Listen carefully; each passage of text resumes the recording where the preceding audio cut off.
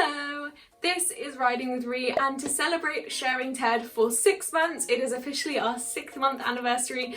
I crowdsourced a bunch of questions on my Instagram about sharing, loaning, part loaning, everything like that, and you guys came back with a bunch of questions for me to answer. So I'm going to share my experience of sharing TED and hopefully give you an understanding of what sharing and part loaning horses and leasing horses, if you're in the US, is all about. If you are new to Riding with Ree, this channel is all about my experience of part loaning and sharing TED, a spicy Irish sport horse, so do subscribe if that sounds like something you want to be a part of. If you find this video useful, do give it a thumbs up, leave me any questions or comments below. I quite often do Q&As on my Instagram as well, so it is a good place to follow if you do have additional questions after this.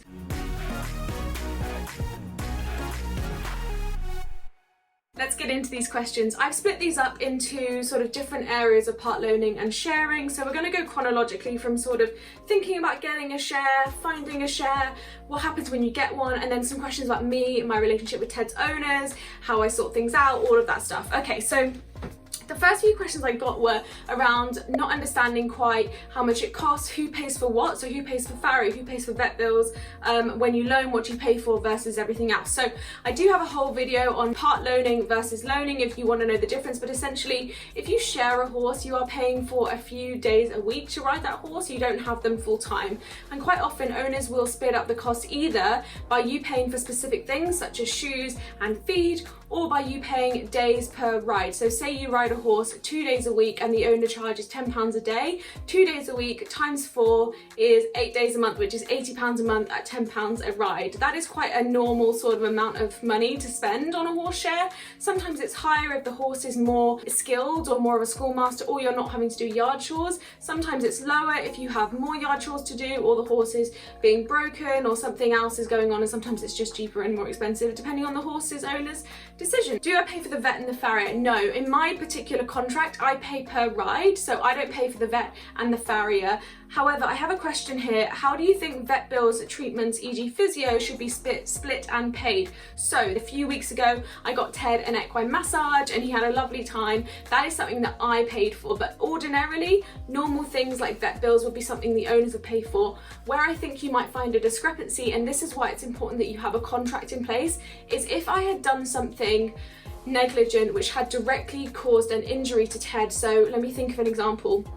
If I decided to go out hacking one day and jump a 5-bar gate and Ted fell over and cut up his leg, God forbid, that would be something that I would probably have to pay the vet bill for, because that is something that I have done. It's negligent, it was a dangerous thing to do and I shouldn't have done it. I had a couple of questions around, is it better to loan and share a horse before buying one yourself? What things do you need to take into consideration before loaning or owning a horse? Even though you're sharing the burden with someone else when you share a horse, on your days you're still going to be looking after that horse completely. So if that horse comes into the field with a cut on its leg, or it's lame, or something's wrong, you need to be able to spot those signs and tell the owners so that they can come down or call the vet depending on how serious it is. So I do think it's important that you have a really good understanding of horse care if you are going to go into a share. If you're not sure that you have that level of expertise needed to take on a horse fully sort of responsible, there are riding schools where you can share a horse, and that way you'll be safe in the knowledge that if you miss something or something's wrong and you haven't spotted it, there's always going to be somebody else around who's going to check that for you. But I would recommend that you do have a basic understanding of horse care before you take on a share. Is it better to loan or share a horse before buying one yourself? I would always say yes, because I think people really underestimate how much time it takes to look after a horse. I part loan Ted 3 days a week, but recently I've been riding him 5 days a week because his owner had an accident, not horse related, and they are fine, but it means I've had more riding. And even I, being working from home, have noticed that it is so much work. You forget how much time and effort goes into horses. You have to go and see them twice a day if they're living in, check that everything's okay. So I would always recommend that you loan or part loan a horse before you get a horse. In my opinion, really, you should start at a riding school, then you should learn really how to ride, how to look after a horse, then you take on a share, a part loan, then you take on a full loan, and then you buy your first horse. That would be the route that I would personally take. I know that not everyone does that. That is totally fine. It's just my opinion. How time consuming is loaning? Pretty time consuming. It takes me about 3 hours usually when I get to the yard to do all the yard chores. I ride for an hour, and then an hour after that to cool off, feed, put him away, make sure he's good. Then you have things like tack cleaning if you are doing the tack cleaning if you're sharing. So 3 hours a day, and then if you're going and doing the evening shift as well, that is another sort of hour and a half depending on how much travel time you have. So It's a lot. That's like 15 hours a week, which is like 60 hours a month, which is like 3 days. And that is just sharing. If you have a horse on full loan, it's going to be even more. It is time consuming, so you need to make sure that you can take it on, which is why a share is a good option if you are working quite a lot, because you know that you won't have to do it every single day, and it still gives you a sort of sense of owning a horse. How does sharing from a stables work? I'm maybe looking around for a pony. Usually if you are sharing or loaning from a stables, it would be a kind of working livery situation, so that horse would still work at the stables, and then on your days you would be able to ride them. And it sort of depends on the stables themselves, how much effort and time you would need to put in, how much work, how much riding you would get. It's worth checking with each individual stables, because I'm not sure. How long did it take you to find a share? It's taking me ages. Take your time. I know it's really frustrating, and when you see other people having fun you just want to get out there, but it's so much better to find the right horse. There's actually a couple of questions on here that gave me red flags of people that potentially have not found quite the right horse for them. So I think it's so much better to view 60 horses and be like, no, this isn't the right one for me, than to get one, enter into a contract, and then find that you need to have that difficult conversation with the owner where you're like, actually this isn't right for me. Keep asking around. Instructors are amazing people. They know pretty much everyone. So if you have an instructor, ask them, ask around at your local stables, your local tack shops. Word of mouth is really, really good in the horse world for getting horses to ride and share. What sort of questions do you recommend asking the share's owner? This is a really, really good question. I'm so glad someone asked it, because the next question I had, they were side by side, was advice on being restricted by the horse's owner as to what we can do. We are getting bored. These two things go hand in hand. You have to be upfront about what you want out of the horse from the very beginning. The very first time you post an advert or you get in touch with an owner, it's so important. If you want a horse that can go jumping and do dressage and schooling and take it to competitions, and you start loaning a horse where the owner has explicitly said they are only for hacking, you're going to have a problem, because that person isn't going to change their mind. Often the reason that an owner has said this horse is a hacker only is because they are older, they've had an injury, or that owner is not comfortable with somebody else competing or jumping their horse. And to be honest, it's completely their right to do that. It might be frustrating and it might not be the way that you would have the horse, but they own it. I remember actually when I first started loaning Ted, we talked about him and we talked about the kind of things I wanted to do, what she wanted to do, and he hadn't been in heavy work for a while, and she said to me, you're going to be able to jump, but not right now. I want to be able to have him built up into his fitness before we start jumping. And I checked in with her when I wanted to try pole work. I checked in and I said, is it okay to do pole work? And it was a yes or a no. When I wanted to jump a bit further down the line, I said, is it okay if we start jumping now? You have to be respectful. Ultimately, they own the horse, so you should be asking questions like, what days are you comfortable with your sharer doing? Could I have a weekend and a weekday? Is it okay to ride really early in the morning or by myself? Is it okay to jump? Do you think in the future I might be able to do some competitions, some fun rides?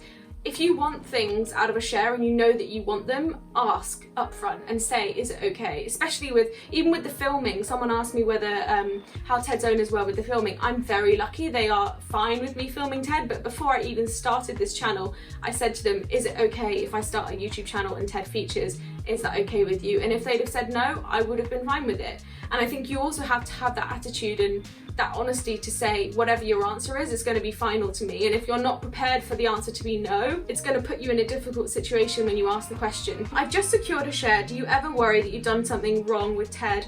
Oh, well, congratulations on securing a share. Oh, it's a really difficult one. I treat Ted as if he were my own horse, so I treat him like he's my baby, and I would never do anything to hurt him. And I think about his feet and if anything were to go wrong with him, and I think about his fitness and cooling him down and warming him up. I treat him as if I would be paying for the vet bills if anything went wrong, and I would be the one responsible for his suffering. So I never put myself in a situation that I perceive to be dangerous. I would never purposefully do anything dangerous with Ted, but I also am surrounded by great people. So I have an instructor who I go to for advice quite often if I'm not sure if what I'm doing is quite right. There are people on the yard I can ask. I ask Ted's owner if something's gone wrong and I'm like, hey, he's doing this thing, does he do this with you? I think have an open dialogue and surround yourself with people who are better at it than you. How did you know Ted was the one for you? So Ted was actually the first horse I went to visit. I had a string of horses ready to view, and I left the yard and me and the owners were like, let's give ourselves a couple of days, blah, blah, blah. and I rang them, or I think I texted them 5 minutes later and was like, actually, I just want Ted. She brought him onto the yard and he was kind of a bit naughty and he was very opinionated and I had a big personality, and I watched her ride him and I could see that he was a little bit naughty and a little bit feisty, but he had a really nice personality. And then when I rode him, I felt like he had some really nice schooling in there. It felt like he had a really nice way of going. He was super forward. He had this personality that made him a little bit spicy, so he wasn't boring, and that's kind of what I wanted. And when I coupled that with how I felt when I went to the yard, so I arrived before the owners did and people were really nice to me. Everyone said hello, people asked me how I was, blah blah blah, and that kind of a vibe is so important. I think you've got to, it's not just about the horse, it's also about how you get on with the owners, and I got on with them so well. They were so lovely from the get-go. They were really relaxed, they were chilled, and that sort of thing is so important. So I would say I knew he was the one for me because he was cool and his personality suited mine. The owners were great, they suited me, and so did the yard and the things I would be able to do with him. So that's how I knew. Would you recommend having lessons on a new horse? Yes. 100%. It doesn't matter how good you are, I would recommend getting lessons. I find new horses are a little bit like a Rubik's Cube. It takes a long time to figure them out. So with Ted, it took me a long time to work out what certain things meant, and I also was a little bit rusty by the time I took off on the shed. All of my schooling was really rusty and I had a couple of bad habits. So having an instructor is just, I have a lesson once a month, and it just means that I can sort of check in with her, and I text her occasionally as well and say, hey, this happened, can you help me improve it? Or hey, how do I do this? She's really helped me to unlock him and figure him out and know how to ride him, and I think without her I would have struggled more. So it also just gives you a bit of a support network so you don't feel by yourself. So I would 100% recommend having lessons on a new horse. Your best advice for somebody with a new horse: lessons, and take your time. It takes a long time to get to know a horse. I would say it's only really in the last month or so that I've really got to know Ted, that I really know him, that I know what he's doing, why he's doing it, what he's going to do next. It's taken a long time, so, and that's 6 months, half a year. So take your time, give yourself a break, do everything with patience and kindness, and enjoy it. It's a new horse. This is about my relationship with Ted's owners. Are you part loaning? Yes. I realise this might be confusing because although I used to have Ted 3 days a week, which is a part loan, because of Ted's owner's injury, I've been riding him full time, so I've been looking after him most days a week, but I do officially part loan him, not full loan. Do you get on with the owners? Do you collaborate, give each other updates, etc.? This is a really good question. Yes, I update them all the time. Ted's owners follows all of the stuff I do on YouTube and Instagram and everything. I always message them, so every time I go to the yard after I finish, I send them a note and I'm like, hey, this is how he was today.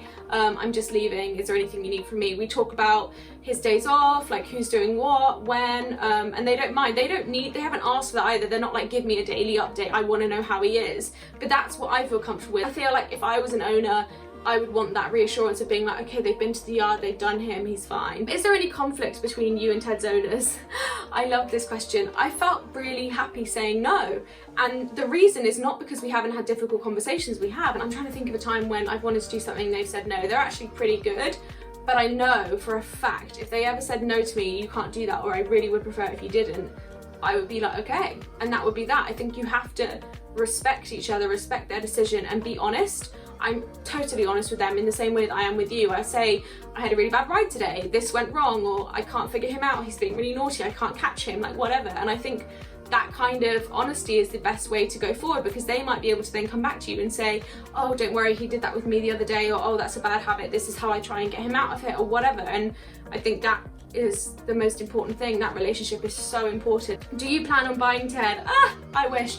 He's not for sale. This is not a loan with a view to buy, which is where you loan a horse with a kind of trial period and then you end up buying them. This is not that. Ted is not for sale, so I'm not buying Ted, although if I ever got the chance, I would of course jump at it, but he is not for sale, so I'm not buying Ted. How do you find a part loaner as amazing as you? I don't know. Keep looking. I think go with your gut. When you meet people, you know if they're good people or not, and if it doesn't work, don't be afraid to end the contract. It's weird because we were complete strangers before. They didn't know me, they had no references from other people, and they took a chance, and I think so much of that is down to gut instinct, so it doesn't always have to be people you know. I didn't know Ted's owners and they are great, so Does your training ever clash with the training that Ted's owners do?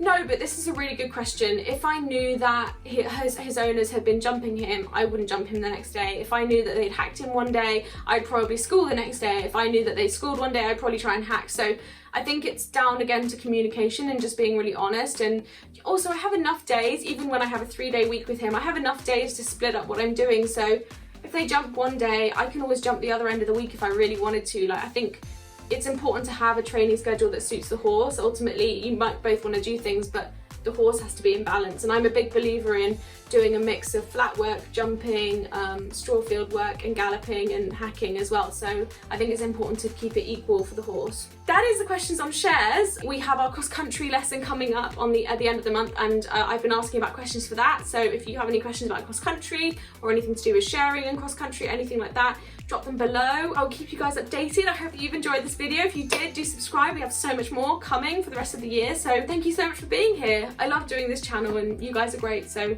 I appreciate it. I'll see you next time. Bye.